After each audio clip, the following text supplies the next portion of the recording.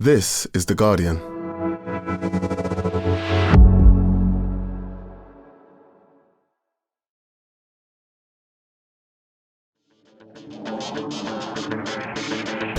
Hello and welcome to The Guardian Football Weekly, one of those rare podcasts which Manchester United fans will actually want to listen to. A win at Anfield for the first time in almost a decade. Harry Maguire, the hero, heading home late on. Could this be the turning point? 4 defeats in a row now for Liverpool. They could have won this game. Cody Gakpo kept hitting the woodwork, but the woodwork famously isn't on target, and the mini-crisis continues. Big Ange is sacked after 39 days at the City Ground. Chelsea really tried to give Forest the lead, but another defeat and the conspicuous departure of Marinakis from his business class seat meant the end as Sean Dyche is poised. Also today, a cracker at Selhurst Park. On the one hand, Mateta scored a hat-trick. On the other, he ballooned one over for the win in the 99th minute. Arsenal win one of those narrow, these are the games that win you titles matches at Fulham, while Erling Haaland propels City into second. Spurs could have ended the weekend second, but lose to 2 brilliant goals from Aston Villa. That Matty Cash pass. And then there's Sunderland going 7th, Danny Welbeck fine-whining it, and a real ball-stays ball at Turf Moor from Loom Shauna. All that plus your questions, and that's today's Guardian Football Weekly.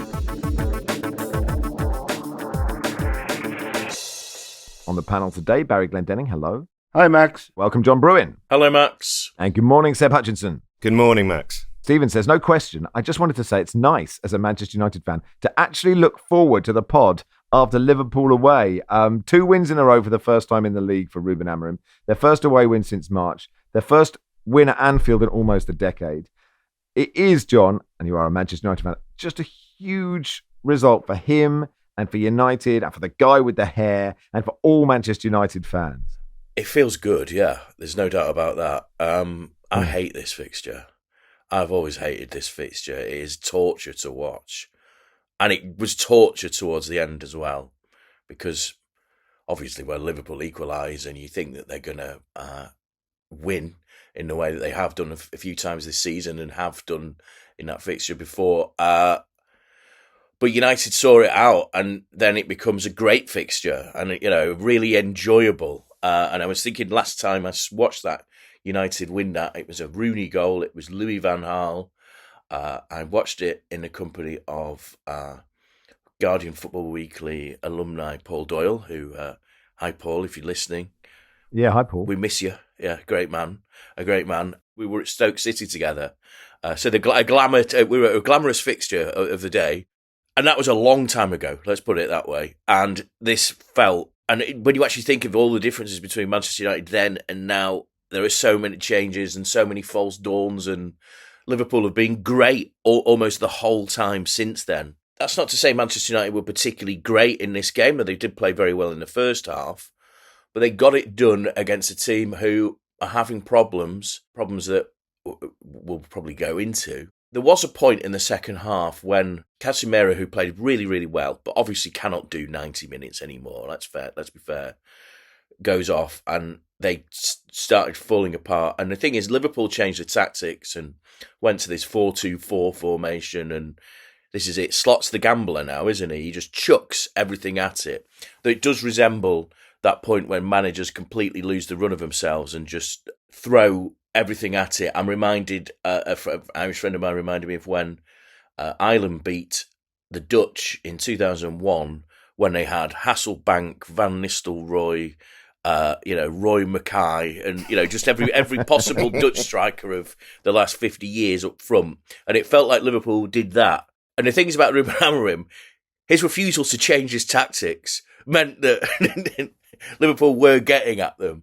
But one of his tactics is Harry Maguire, the resurrection man of Manchester United. Now, let's give some props to Harry Maguire, because there is a guy that has taken so much stick over the years and, become the internet piss take, meme, whatever you want to call it, for years upon years. And he stuck around. He wanted to stay at Manchester United. He actually speaks as someone who wants to do well for Manchester United. He always came out and gave these interviews that were, fronted up, for which Roy Keane actually was often very dismissive of him. But he came through on a big game. And, if you score the winner at Anfield for Manchester United, the scouse busting, they used to call it in the 1980s, you become a hero. So well done, Harry Maguire. Remember last season, actually, he missed one in the last minute. So he must have thought his chance to be that guy had gone. but he is that guy now. And credit to Manchester United, I had a big smile on my face for the first time watching that fixture in a decade. Which is great. Yeah, Manchester United only 2 points off fourth, Seb. I mean, in previous weeks, we have talked about green shoots, or as my friend Mark Bosnich said, green sprouts. And there are some more here, like it's especially down the right-hand side, Seb. What's the difference? Well, green sprouts are just green sprouts. They don't mean things are growing, are they? They've already grown. But greens do sprout. That's true. Well, that is true. But it's a good point now you make it. Anyway, down the right-hand side, Ahmad and Mbeumo, we saw it after a minute, right? We saw that was good against Sunderland. It was good again yesterday. Yeah, and I think Brian and Mbeumo, we look at all the transfer business that's been done by all the clubs and the money that's been spent. I actually think Manchester United's transfer business in the attacking areas was arguably the best of any club. I think Cunha and Mbeumo are players who are going to score goals in the Premier League. I mean, it's not happened for Cunha as much as he would have liked, but I think he has that quality. And I believe Benjamin Šeško, when you look at the whole striker market, he is seen as a project striker. He's a player, when you look at it and you think, the only thing I feel he's missing is that edge to his game, that edge that, say, Haaland has. Weirdly, the edge that Gyökeres has in the mentality of going in for a 50-50 and showing and using his frame. He does seem a bit passive in that, but he has the technical side. I think he has the physical attributes to do that. Brian and Mbeumo, to finish that chance with his weaker foot, and he falls into that category. He's a rare, say, 3.5 pronunciation player. And by that I mean and I've done it myself, there's 3 ways I've said his name over the course of his career. The 0.5 is for the native pronunciation that no one can ever nail. But the 3, I've had Mbeumo, I've had Mbeumo, I've had Mbomo. I think there's another actually, but there's something in there.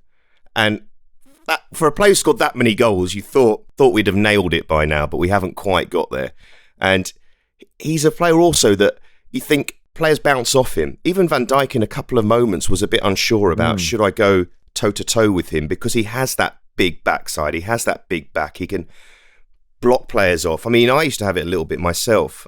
No, sorry to go off on a tangent, as I usually do. Oh, of course. Yeah, we have to have one of those. Got a lot to get through, Seb. Yeah, sorry, yeah. Just going back to what we were talking about, Manchester United winning, I think they take a lot of credit from this, because the mentality as well. My favourite moment of the game, in some respects, was Casemiro's wild challenge just before he came off, because he knew he was coming off. And it's that free hit. That free hit, looked across, Agate's coming on, I'm going for this. I'm never going to get there. He was miles off it. But he went in for the challenge, and they had to have that concentration, because I think against Liverpool, the waves are coming.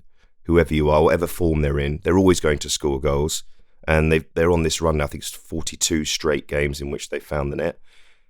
But this time, just like the last 3 matches, the opposition responds, because the game is so open. It's so wild. Yeah. That's the biggest concern for Liverpool, I think, going forward. Before we go to those concerns, Big Sir Jim, Barry, specifically mentioned when saying Amorim had his 3 years that Arteta took a while, and it was 35th game in charge, a win against Chelsea that was a turning point. And this was Amorim's 35th game in charge. And I suppose we can't read too much into it unless we forward wind a year or 2 or 3. But I don't know how significant it is, because we don't know really how good Manchester United are. But I think for him, it's probably his biggest win as their manager, isn't it? Oh, without question, yeah. Winning at Anfield is really difficult. United, they had to ride their luck a little bit, but I think they deserved to win.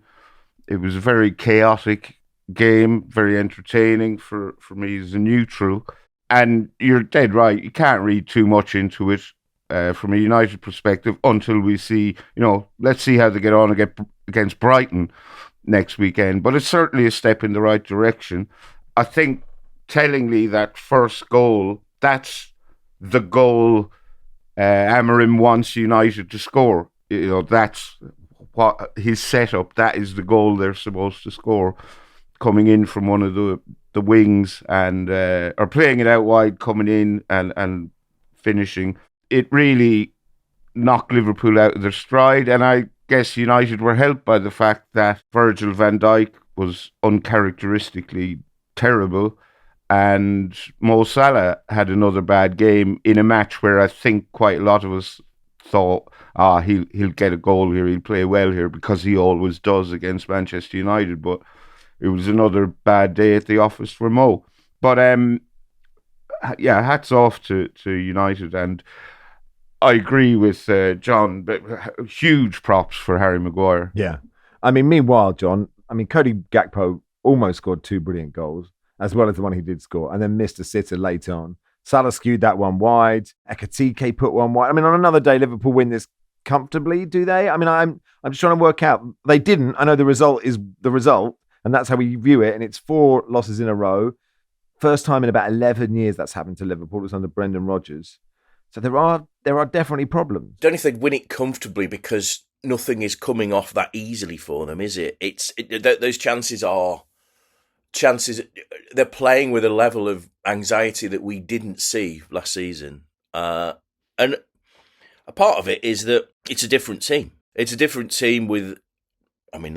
There's obvious stresses involved there, and we should mention the Jota thing that I know some people get annoyed by, but you cannot dismiss. But to move it on to the actual football element of things, it is that he's trying to overhaul a team, and he's playing it. It's say Florian Wirtz is on the bench now. Actually, I thought Florian Wirtz came on and looked quite good, and is a very effective player when they dropped him a bit deeper. And he's given space by Manchester United's refusal to play any different tactics.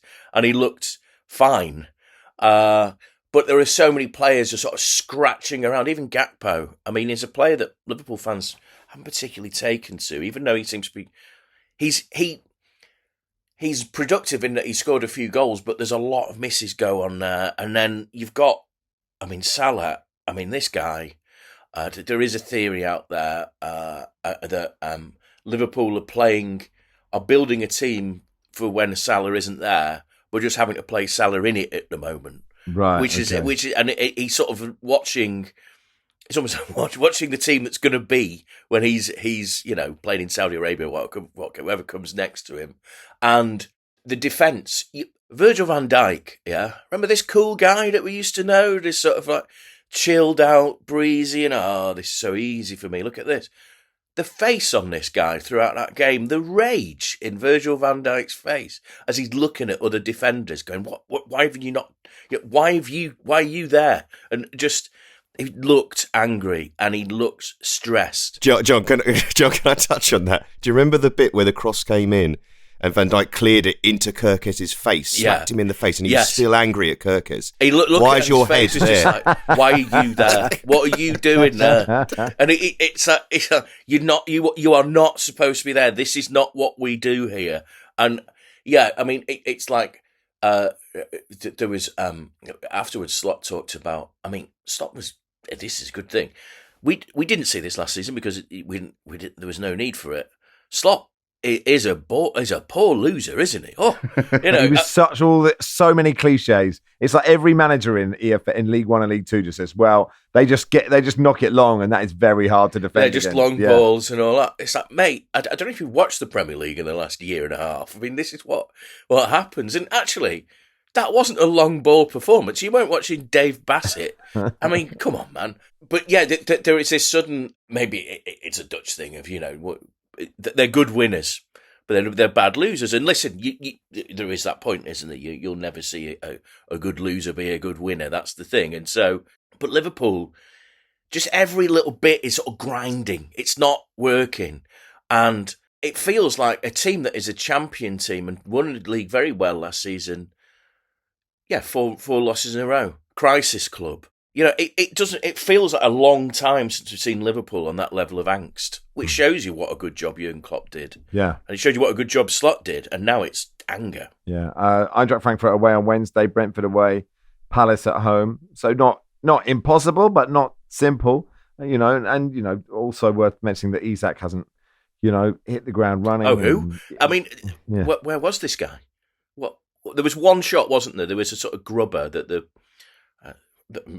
goalie. United with a goalie. What a difference that makes. Nice to see Sir Alex and Sir Kenny eating chocolate buttons as well. That was a nice touch, wasn't it? Anyway, look, we've got a lot to get through. Tommy says, my thoughts are with Max and the rest of Australia at this difficult time. Candid says, admit it, you want Marinakis on the touchline. Forest 0, Chelsea 3. Ange Postecoglou sacked about 20 minutes after the final whistle. He was in charge for 8 games, no wins, 39 days, 5 Premier League games, the shortest in Premier League history. Les Reed's 41 days at Charlton looked impossible to beat. Sam Allardyce did 30 days for Leeds, but he was brought in to see them to the end of the season, so doesn't quite count. And this amazing theatre about Marinakis, filling the screen in that seat and then cutting back to the seat and there's nobody there. And it's, it is thumbs down for Ange. I mean, it does, Seb.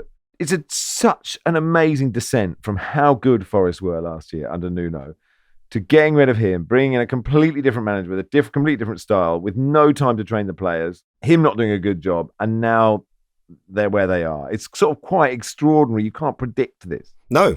I've been on a few Forest podcasts. They had this feeling, and I've probably done these podcasts for the last 3 years, and when they came into the Premier League, obviously the feeling was just stay up. And then they went on this run that had them in the mix for Champions League football. And once you go on a run like that, the whole feeling of the club changes. I think Aston Villa have been through it recently as well. Once you're in that mix, you don't want to drop out. And for the owner, for somebody who already has a Champions League club, he's used to seeing them in that competition. And in his head, he's thinking, well, Forest are where they should be. And then that has overtaken his belief on where they should go. And I think Nuno's style was working for a period. The back end of the season, they almost stuttered over the line and they almost missed out on Europe entirely, or on the competitions they wanted to be in, and they had the back route way in to the Europa League. And you felt the tensions at the back of last season. The moment Nuno was let go and Postecoglou came in, from that very moment, press conference I think it was, the Forest supporters were not behind him at all, because they'd seen the template in their eyes. Their football fans' templates of how they view things are often quite short. And they would have looked at the last year under Spurs and they thought, what are we doing? Why are we going down this route? Why are we choosing this man? And he didn't have them on side from the start. And that created a problem for him. I did their second game against Swansea. And I have to say, I don't think I saw in the entire 39 days Ange Postecoglou smile during a match. It was a constant angry shake of the head for a full 90 minutes. And when you look at some of the games they played in that run, of course they played Arsenal first, but you look at some of the opponents, I mean, even the Forest from 2 seasons ago would have backed themselves to beat some of those sides that they faced. I mean, the Michelin one was particularly bad because they responded, went behind again. And when your own fans are chanting against you early doors, singing chants that you feel only the opposition would sing, but the Forest supporters are singing it. I haven't seen many Forest supporters who are almost upset about it. They're almost like, well, we knew this was going to happen. This was obviously going to happen. Marinakis, sort it out. Yeah. I mean, it does feel a bit like this game, in a way, is a sort of microcosm of Ange's time at Forest, Barry, and that he has been a bit unlucky. Like, they were never going to score in this game. They could have been 4-0 up. Chelsea kept passing them the ball. And even when they're losing, Neco Williams has that chance. And then is it Igor Jesus manages to sort of hit the bar and post like a pinball machine. And then you think back to the Swansea game where there's no way 2 Swansea players strike the ball that beautifully within 10 seconds of each other for that winner. Like, it was just like he needed something to go in off his backside, and it never did. And he was just, for whatever reason, screwed. I think we all had a fair idea it wasn't going to work out for him at Forest, because he definitely needs a pre-season with the players to impart his ideas. Forest were decent in the first half here, but they were largely good because Chelsea made them look good, I think. Chelsea just kept giving them the ball, and despite all this charity, they couldn't score. And then Maresco made changes at half-time, brought on Caicedo, Gissens and Gue, and that made a huge difference. Obviously, Caicedo is probably Chelsea's best player. And they go 2 up. Marinakis leaves his seat very pointedly. And I genuinely thought he might go down to the touchline and sack Big Ange on the spot, like mid second half, but he didn't. He spared him that humiliation and had the good grace to leave it till 20 minutes after the final whistle. The thing is, I look at Marinakis, and let's be charitable, he's an eccentric and volatile character, and you think, God, you'd have to be mad to work for him. And then, well, maybe you'd have to be mad not to work for him, because Ange presumably leaves the City Ground with a big lorry load of cash, a payoff, and I don't think his reputation has been particularly damaged by this short spell at Forest. Do you think? I think everyone seems to have their view of Ange, and I don't think anything he has done or not done here at Forest is going to change anyone's mind one way or the other. True. I guess, John, it means taking this job means he doesn't get another Premier League job. Whereas if he doesn't take this one, there is one there. So maybe it doesn't change because this is the one. But if he'd waited, I think Barry's alluded to, don't take this job. If he'd waited, he might have got a better chance at a different club. Coming in a different, don't follow the guy that everyone loves and then try and change everything when you've got no time on the training ground. Yeah, you could see him washing up at Wolves or something like that, but that isn't going to happen now. With all due respect to Wolves, Well, of course. Yeah, well, Wolves are a club who can be trigger happy. Let's put it that way. So, that's I can't actually see the Wolves fans taking to that either. As Barry said, actually, I watched the first half of this game and thought they're playing quite well. And the thing is, with Ange ball, it's quite exciting to watch, and yet it's difficult to take to when the team ends up losing every game. So that's what. And that's what sullied his reputation, isn't it? The stats of his Premier League form are absolutely awful. Like real relegation form. It is such an oddity. He's banked to payoffs. He's banked to Europa League. What follows next? I mean, Seb mentioned that the lack of a smile. We saw it, didn't we? That picture of him leaving the ground with that young girl fan with this big grin on his face in his big car, weighed down with leather holdalls of cash. It's funny. I hadn't know because I was at Brighton getting ready for the Brighton game, and when Barry's message came in on our WhatsApp group saying, "Oh, he's left his seat." So I said this to everyone that we were up. Oh, he's left his seat. Everyone's like, oh, we all know what's going to happen. But it turns out he just got in his car. And I was wondering what sort of car Marinakis has. Because remember club chairman, it always used to be a Rolls Royce, didn't it? Yeah. Or a Jag. Yeah, what is it now? What's the car of the day? I'm going to say bulletproof Hummer. Matte black. Might be right. Some sort of oversized Lexus. Yeah, something like that. Yeah. So sorry, Max. I've just got this. John just gave me this image of Ange as like a horseshoe crab, just sort of drifting towards like Moseley Old Hall or something, like just outside Wolverhampton. And they said that there he is for his final Premier League job. Oh dear. There was a great moment towards the end of this game when a note was sent onto the pitch for Reece James, and Reece James read it and gave various people instructions, and he had this folded piece of paper in his hand, and he didn't know what to do with it. And he spent, I'm not exaggerating, I would say 3 or 4 minutes with this note in his hand, and he was trying to... Just looking for the recycling bin. I think he was looking for Malo Gusto. Just say, not another red. He didn't want to roll it up and throw it on the pitch either because he's anti-litter or in case a Forest player picked it up and read whatever was on it. And he eventually stuck it in his sock, which is what I was willing him to do as I watched it. So put it in your sock.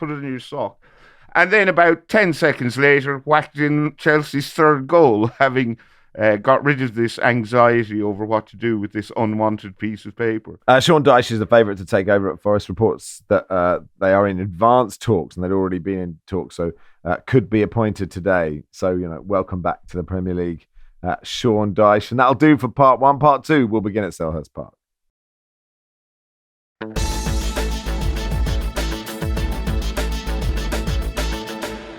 Welcome to part 2 of the Guardian Football Weekly. Dom says, so my Californian son is travelling around Europe, decided to go to his first ever Premier League game yesterday. Big moment.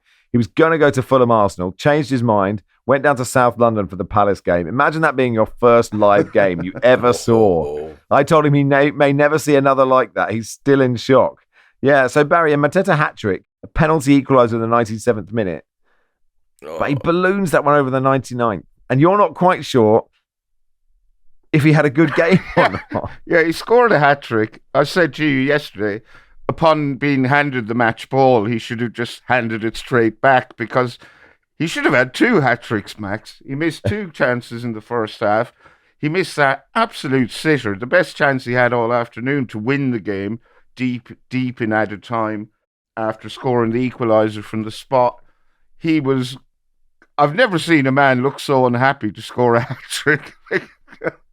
It was quite the afternoon for old Jean-Philippe. But this was a brilliant, brilliant game of football. I really, really enjoyed it. Bournemouth went 2 up.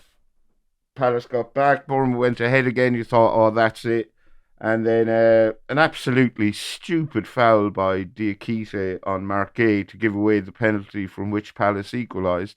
I think Areola wasn't happy with it, but... Yeah, I mean, I suppose they always feel weird to me. The only thing you could argue is that they're not always given, but this one was, and you can't complain about it. Just an outstanding game between two really, really good teams. That hat-trick comes off the back of his first goal for France. And Wilfried Zaha getting very annoyed that Mateta remembered a time when a few Palace players laughed that he wouldn't make the French side. Sort of quite legitimately, I think, at the time, given who was playing up front for France 10 years ago or whenever it was. Probably not quite 10 years ago. Meanwhile, a young Frenchman, Eli Kroupi, 19, his first start in the league, 2 goals.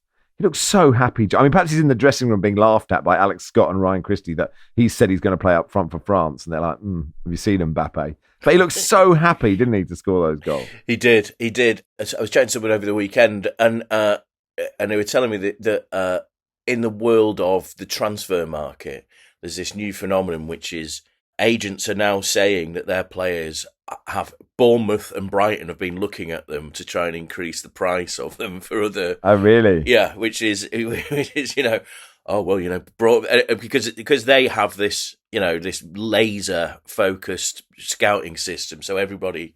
Oh, they must be good if they're looking at them, and I think they were linked with, Brighton linked with some sort of random Ukrainian last week, and everyone has never heard of them and start paying their attention to him. Yeah, what a find! Another sore loser, which probably points for him to being a success in the future. Iraola. I mean, it wasn't a loser; he drew, obviously, but he didn't look very happy after that one, did he? It got away from them. Mateta at the Olympics, he was a bit of a star man in that, wasn't he? So he's a really good player to watch but he is one of those where that's it almost like defines his career. Is he could score an absolute hatful and he can miss them too, and that's it. And his teammates are well aware of this. I think that's possibly the point. Okay, let's do an advert for our league here. I think that when teams play in the style of how Crystal Palace and Bournemouth do, and I saw this at Brighton and Newcastle, it's so relentless. And Seb will know this from being in the commentary box. It must be really hard because these players are they go from it from the start. And they're just throwing themselves around, and chances are created, and maybe we could do a pod where we watch a game from like 1997 or something, and watch how games would just start off with like sort of nothing happening, and just it's like people just lolling about, just thinking about chatting away. How's the missus? Yeah, she's all right. And then just off you go, and it is relentless. And and when two teams, their style of play is to do that, what happens is that it is not possible for the human being to play that long. And so often, by the end of the game, is chaos. Now, that's terrible for someone like me that often has to file at full time because the last 20 minutes are just absolute bedlam. And that's what that game was. Brilliant.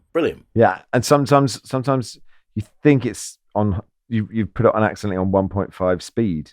You're just like, this is going too fast, isn't it? Oliver Glasner confirmed Mark Gay will leave in the summer ahead of the game. And we did get to hear Jared Gillett's voice. I think we've heard it already. And he stood by his decision.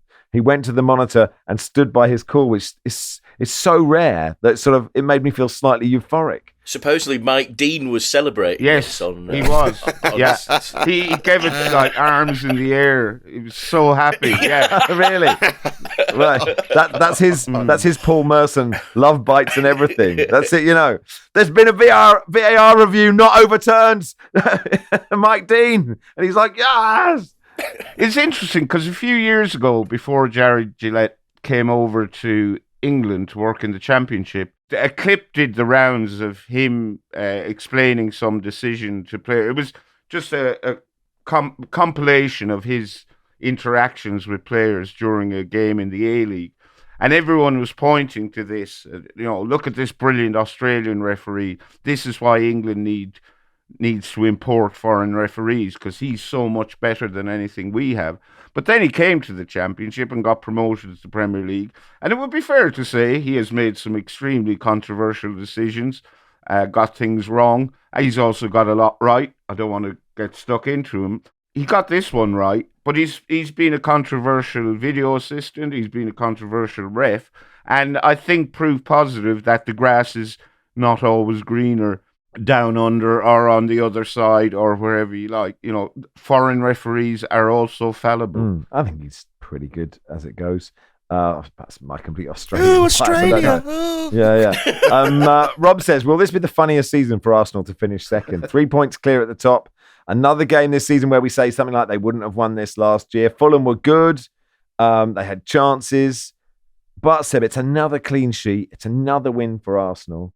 Their best start to a season defensively in their history. 3 goals conceded in 11 games, which is incredible. Yeah, I mean, I was going to say death by 1,000 corners. But actually, Arteta made a really good point after the game. The way Arsenal play, they force so many set pieces. They had quite a few poor corners during that match. Some of the deliveries, they were trying to mix things up, trying different things. I'd also heard somewhere, needs to be checked, that this season of players who have had more than 3 long throws in a match, Jurriën Timber has had the longest throw, right? But we haven't really seen Arsenal make use of that, for example. But they produce so many set pieces because of the way they play. They force teams back. They even did it to Manchester City. They have a structure which really unnerves the opposition, which makes them think we can't engage them. I think in previous seasons they've had trouble against what people might say is a mid-block or a team that would be slightly higher up. They don't have that problem anymore. Their main issue is maybe trying to break down low blocks now, but because of players like Calafiori, just watching him during a match is fascinating. I mean, he is an incredible athlete, and he gets himself in positions players shouldn't be. There was a disallowed goal in this that would have been up there for one of the goals of the season. It was so good. Wasn't glorious moment, but you sort of felt, no, he's offside. I don't know if I would have given it the big un at the time because I just felt he was offside. And they had chances. Gyökeres had a couple of chances that he probably would have wanted to do better with. And Fulham didn't have a shot on target, even though they got themselves into areas. I'm getting a lot of feeling from Arsenal of Chelsea 04-05. Seeing a lot of those teams, a lot of the matches. Sorry, for me and Barry, did Chelsea win the league at 04-05? I couldn't possibly remember. Okay. In 04-05, Mourinho's first season, Chelsea conceded hardly any goals. They were really difficult to get through. They nicked a lot of games 1-0. Their only defeat that season was a 1-0 defeat to Manchester City, which I think, ironically, Anelka scored in. They are when you come up against teams like that, it is tough because sometimes just one goal will do it. Now, Arsenal's main issue is, I still think, in attacking areas and whether they create enough chances to put games out of sight. But as a base, they're in the strongest position they've been in for, well, we can say for 20 years, if I got my maths right. 7th goal from a corner this season. Gabriel is so good. I mean, in both boxes, isn't he? And also, Barry, they deserve some praise for how their new signings have integrated pretty well. You know, we look at Liverpool and we're saying it's hard for them, it's a new team. Whereas Arsenal's, and they haven't changed as much, obviously, but they've just brought in an extra person here and there who look really good. And you've got to have so much hope. I mean, I reckon it'd be panicked hope if you're an Arsenal fan. I think I'd be quite calm at the moment. I mean, there's so many things that could go wrong for them, and there's such a long way to go. When you've got that defensive base and you're not conceding goals, that's such a great foundation to have. So just scoring one is enough. And Fulham gave them plenty to think about on Saturday evening, but they got the job done. Seb often talks about, you know, teams who want to stay up, winning those 3:00 games on a Saturday that aren't on TV. They're the important ones. This was like one of those games, except it wasn't at 3:00. It wasn't on TV. Yeah, that's right. And Arsenal aren't trying to avoid relegation. They're trying to win the league. But it's a similar kind of thing, just minimum of fuss, job done, and what's next for us. Most Arsenal fans of my acquaintance are not losing the run of themselves. They're not getting too excited, but I think they are quietly confident. But they're bound to have a blip at some stage, and Arsenal. They may Arsenal things up. Who knows? They may. And Man City may capitalise, I guess. For the third season in his career, Erling Haaland has reached double figures in 8 Premier League games, 11 in the league already, 23 for club and country this season. He scored twice against Everton. And what was interesting, actually, Seb, I don't know if you saw this, Michael Richard on Match of the Day kind of broke down defensively how Everton defended both goals. And he basically said they defended both goals absolutely perfectly. It's just Erling Haaland's really good. I mean, I wouldn't say absolutely perfectly because of the end result. But yeah, I agree. I feel like it's time to stop being shy about this. I genuinely don't think there's been a striker like him that I can think of. Because he is one of those players where I look around, I don't really see a weakness in him. And the things that have been applied to him as weaknesses are actually more about the way Manchester City play. I've seen his link-up play. I think it's top class sometimes. He can actually run with the ball. He can dribble past players. We don't get to see that too much, but I've seen him do it. He's amazing in the air. He's so quick. His mentality is, to tell another manager to stay humble, I think, is a level of mentality and arrogance and confidence in how you feel everything's going. When he was asked about how he was going to do when he arrived in the Premier League, he just said, well, I had confidence about that I was going to score the goals. He hit the ground running as a signing. Even though he was seen as a hot prospect still, he just took to the Premier League like it was nothing. He was bullying defenders. He can deal with the physical side. I would like somebody to give me somebody who is similar to him, and don't say Mateta. And he's racked up enough seasons now to start to have this hyperbole, because I think a lot's going to depend on, obviously, if he stays at Manchester City, what their future is regards to the charges whenever that happens. If he stays at Manchester City and he's able to be there for a long time, I have absolutely no doubt he'll break Shearer's record. I just think we've never seen a striker like this in profile. Where his career ends up, let's see in terms of number of goals and if he has an injury.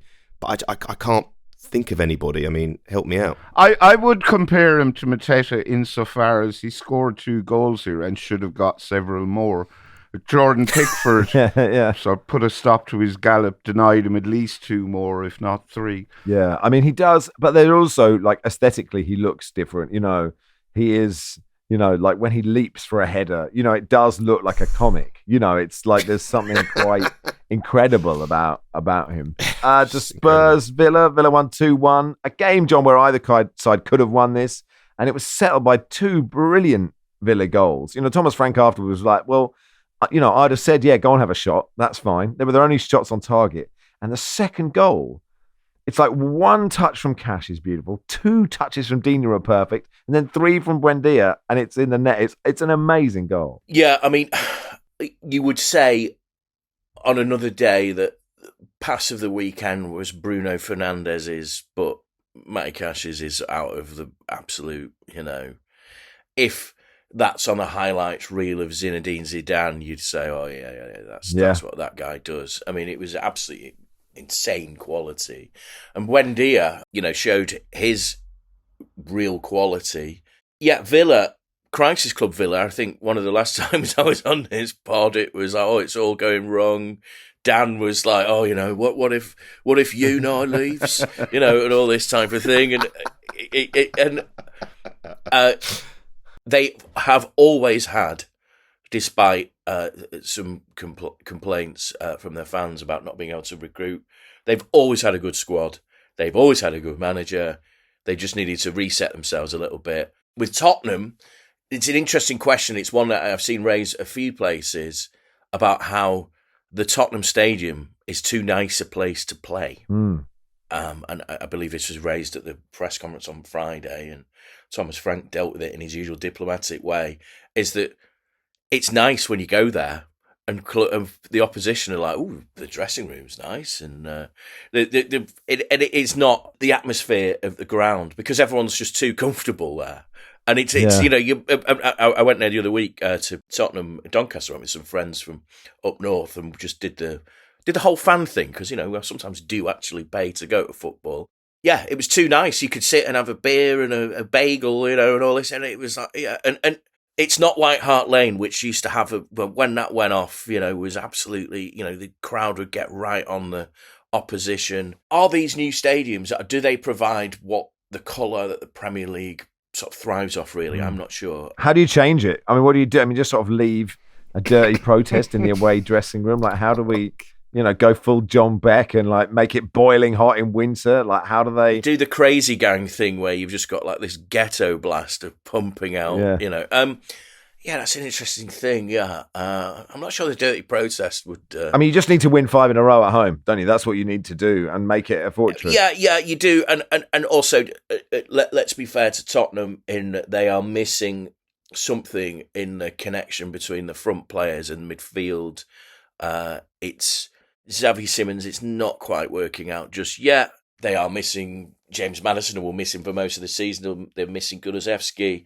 Maybe when those players return, or Kulusevski, whose return is mysterious, that Spurs might have a bit more of a spark. But they're a little bit boring to watch.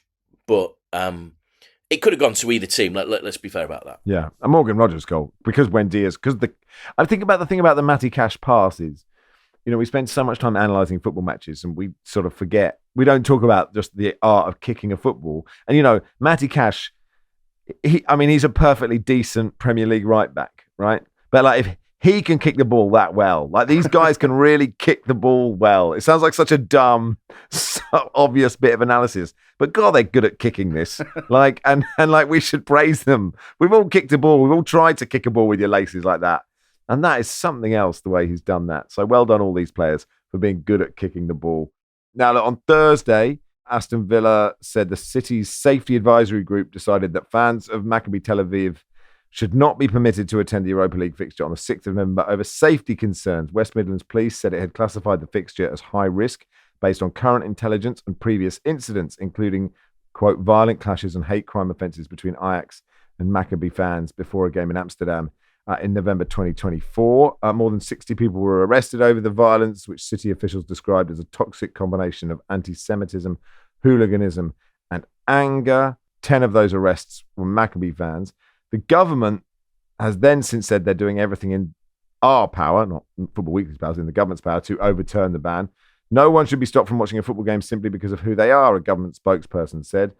In a statement on their website, Villa said the club are in continuous dialogue with Maccabi Tel Aviv and the local authorities throughout this ongoing process, with the safety of supporters attending the match and the safety of local residents at the forefront of any decision. And it's become a political mess. Politicians on both sides of the debate, the Prime Minister, the leader of opposition, both saying that Maccabi fans should go. From what I've read, and I've read a lot, my understanding, Barry, is that this isn't a debate about Israel's actions in Gaza. That is a separate one. And a debate about whether Maccabi or any other side from Israel, club team, should be playing in European competitions or the national team should be playing is a different debate. So then the debate should be, should Maccabi fans be allowed because of the hooligan element within their supporter base? That has nothing to do with their ethnicity. Fans are regularly banned from attending matches. So do the actions of Maccabi fans in previous games warrant being banned from going to Villa? That seems to be the question, to which I don't have the answer.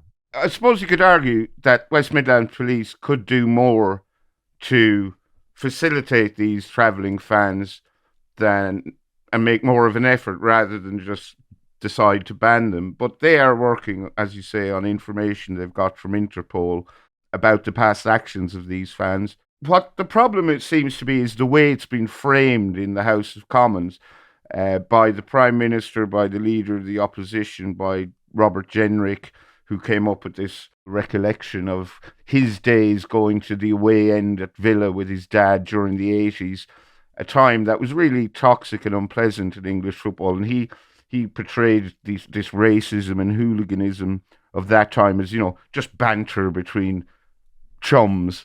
So that's nonsense. But Labour and the Tories have framed this as if the police are stopping Maccabi Tel Aviv fans from coming because they can't ensure their safety. That's extremely disingenuous, and it's difficult to imagine these people would have got involved at all if the team in question was just to pluck a random couple of teams out of thin air, Fiorentina or Legia Warsaw or who. It's purely because they come from Israel. And they also said that banning a set of fans from attending a football match would set a dangerous precedent. But it wouldn't, because it happens all the time. Hooligans from European clubs are often banned from travelling. And I don't see the harm in it. Hello, we should point out there are others who agree with the government and the opposition's take that this is some form of discrimination. Barney Ronnie wrote a piece at the weekend disagreeing with the decision to ban Maccabi Tel Aviv fans. You can find that on the Guardian website, and that'll do for part 2. Part 3 will begin at the Stadium of Light.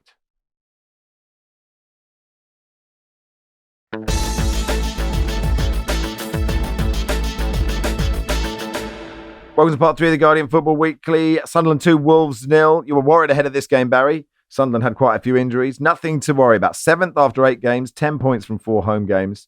Some good football, a funny own goal, everything you want. Yeah, it was quite a comfortable win for Sunderland in the end. I was worried because of a mounting injury, mini crisis, but the players I was worried about were able to play in this game, so that was okay. One of them, Mukiele, scored an excellent goal, and Wolves did threaten to get back in the game. They had a few good chances. João Gomez in particular missed one, and Robin Roos made a good save from Menezes. Sunderland finished the game panic-free because of the comedy own goal from Ladislav Kretzi, who diverted a hopeful cross past his own hopefully wrong-footed goalkeeper. Worrying times for Wolves. I think, is it Burnley they have next? Yeah, they play Burnley next in the league, yeah. What time is that game? I don't know. That can't be a It has the game, whiff of 3 o'clock on a Saturday about it. Yeah, we're really getting into must-win territory for Wolves now, but this was another very impressive win for Sunderland in a game I thought they would possibly struggle in. And what a job Regis Lebris is doing up on Wearside. He doesn't seem to get the same amount of plaudits as Oliver Glasner and Anthony Iraola or even Fabian Hurtzler, but I think he's not yet. He's yet. Getting there. He will be soon. 2 p.m. Sunday, by the way, which in many ways is the new 3 p.m. Saturday. Oh no, am I doing that game? I don't have your diary, so. Seb. Sorry. John, you were at the Amex for Brighton 2, Newcastle 1. You got to experience the fun flicks of big old Voltemada and the eternal Danny Welbeck. Yeah. Who is like from Cocoon. He's in Cocoon, isn't he? That's what he is. He is a much better player than he was as a 22-year-old that I used to watch at Old Trafford, who was prone to missing chances and could be quite frustrating. But he's one of football's good guys, isn't he? He's a really nice chap.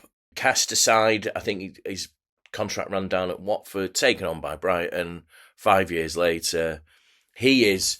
I mean, this is it with Brighton. When you actually look at how young the rest of the players are in the team, apart from James Milner, of course, and Lewis Dunk, you've got this... They had the midfielder, Baleba and Ayari, are playing against the Newcastle midfield, which is generally agreed is among the best, if not the best, in the Premier League when on song. Baleba and Ayari took them apart, really. I mean, really, really good players. But they get tired. And then it's like you've got the old guard sort of holding the team together, Dunk at the back, and then Dunk and Voltemada was a good clash. Voltemada is great to watch. Go and watch him if you can. He's superb. Such skills, and it really lifts the fans. He's great to watch. And then Danny Welbeck, that first goal, it's a beauty, isn't it? Just like people describe it as a dink. My match reporter described it as a dab. Yeah. He just sort of just pokes at it, and it sort of, and then the second finish, ball foot. It's a little unlucky because Dan Burn puts in a fine tackle. He strokes it home. Words actually for another young player, Minte, who actually was a Newcastle player. Yeah, it was a PSR sale, wasn't he? Yeah, he is so quick. And Dan Burn had a bad afternoon against him. And you actually look at those PSR sales. Elliot Anderson, England regular. Minte is Brighton's. They don't miss Mitoma when he's in the team because he's that outball. Brighton are great to watch. They can be a little fragile because of the youth in the team. That's what will happen when you gamble so much, or not gamble, you place so much faith in young players.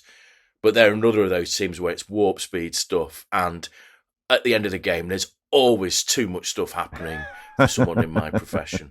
Yeah, just say slow down, Minter. Yeah, the ball from Ayari to Viffa in the lead up to the Welbeck goal is such a brilliant pass. And Brighton have already beaten Newcastle, Chelsea and City this season, drawn with Spurs. So, they have overcome a pretty tricky start to the season. Their only wins are over Champions League opposition, which shows you the ceiling that they've got. And then the sort of selection, it's interesting. He is an interesting manager. It's difficult to know where his ceiling is. Burnley 2, Leeds 0. I mean, the cross from Kyle Walker for the first goal is great, but the second goal, Barry, is such a joy, isn't it? It's one of those goals where a player gets the ball in a pocket of space outside the penalty area, doesn't really know what to do next because he doesn't really have any options, and then decides, I might as well just whack it, see what happens. And this is what happened to Loum Chuma, player I must confess I wasn't too familiar with. He wasn't closed down by the Leeds defenders and had a look around. It's not really much open on for me here. And then just pinged a rocket into the top corner. Have that, Carl Darlow. And a wonderful goal. I said to you yesterday, Max, in January, this game at Turf Moor, Burnley Leeds in the Championship was the worst game of football I have ever seen by some distance. And this one was way better, but it was still last on Match of the Day. So make of that what you will. But Leeds should have done better here. They had way more shots, way more touches in the opposition box. All the stats were in their favour, except the only stat that matters, and they just missed too many chances. Nicholas says, I listened to the Premier League preview from last week. I'm a Burnley fan, excited from some searing insight on the battle at the bottom. We got the manager's names rhyme. You then had the audacity to call part 3 any other business. God knows what that must be about. Someone texted, Matt McNally got in touch to say McGleish versus Dalglish in 2012, which isn't bad. Someone did text me on TalkSport to say Guardiola versus Iraola. Love the fact that we missed that, but did get Steve Tilson versus Danny Wilson in League One in 2009. We'll cover West Ham Brentford on Wednesday's pod after the Champions League. Whilst recording, Sean Dyche has reached a verbal agreement. It's my job, I'll take it. That's a verbal agreement to be Forest boss. I'm due to what I'm going to the Bournemouth game at the weekend. I mean, it's Bournemouth Forest. It just feels like I spend a lot of time listening to Sean Dyche. And I thought those days were over, but I thought he was headed back to the Championship, but no. Max, John mentioned earlier about sort of being confused as a commentator. I think the game I'm doing tonight has really got my brain working because you have Nuno, who's in charge, doing his first home game as West Ham manager. He's taking on Brentford, who he already played this season. Forest's only win was against Brentford under Nuno, opening game, which was Brentford's opening game of the season. And sometimes I feel like I've been here before. I've seen these two managers on the touchline. It's a different team. But then Nuno's second game, he lost to West Ham. So he's already played West Ham as a manager this season. He's already played Brentford as a manager this season.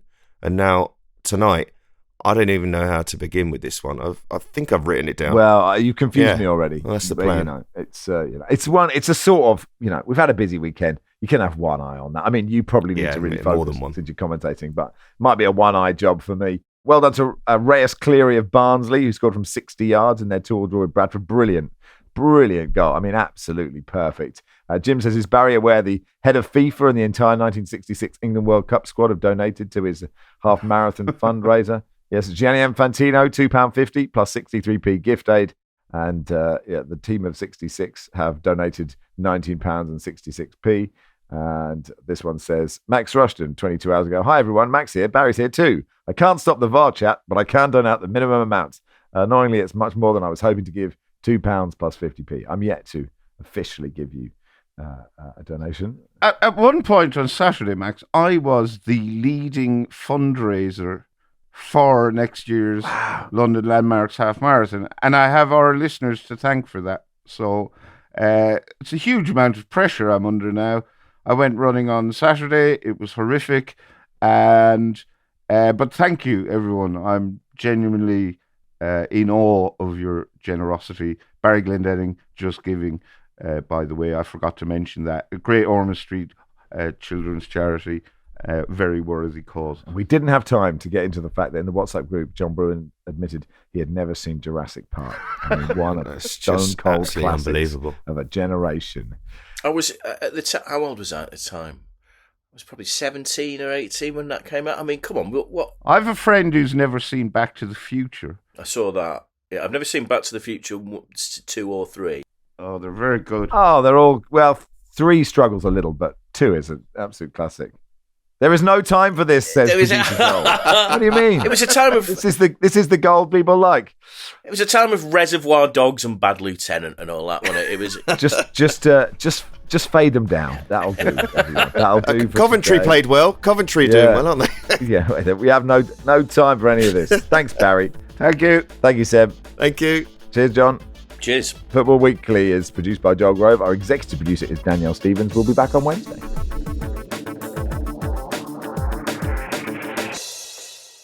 This is The Guardian.